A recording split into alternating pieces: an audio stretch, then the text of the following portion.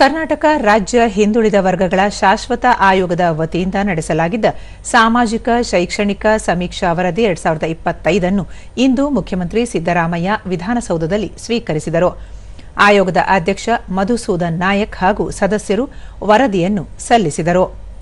ಸಚಿವರಾದ ಶಿವರಾಜ ತಂಗಡಗಿ, ಎಚ್ಸಿ ಮಹದೇವಪ್ಪ, ಸತೀಶ್ ಜಾರಕಿಹೊಳಿ, ಡಾ ಎಂಸಿ ಸುಧಾಕರ್, ಚೆಲುವರಾಯಸ್ವಾಮಿ, ಶಾಸಕರಾದ PM Narendra Swamy, Raghavendra ಹೆಟ್ನಾಳ್, M Shivalingegowda, as Ponnanna, ಸರ್ಕಾರದ ಮುಖ್ಯ ಕಾರ್ಯದರ್ಶಿ ಶಾಲಿನಿ ರಜನೀಶ್ ಮತ್ತಿತರರು ಈ ಸಂದರ್ಭದಲ್ಲಿ ಉಪಸ್ಥಿತರಿದ್ದರು.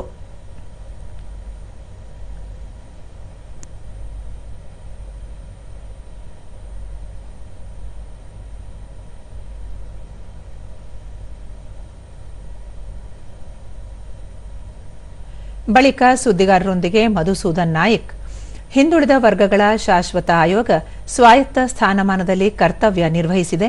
ಸಂಗ್ರಹಿಸಲಾದ ದತ್ತಾಂಶ ಆಧರಿಸಿ ಸರ್ಕಾರಕ್ಕೆ ವರದಿ ಸಲ್ಲಿಸಲಾಗಿದೆ ಎಂದು ತಿಳಿಸಿದರು. Secretary of the state government.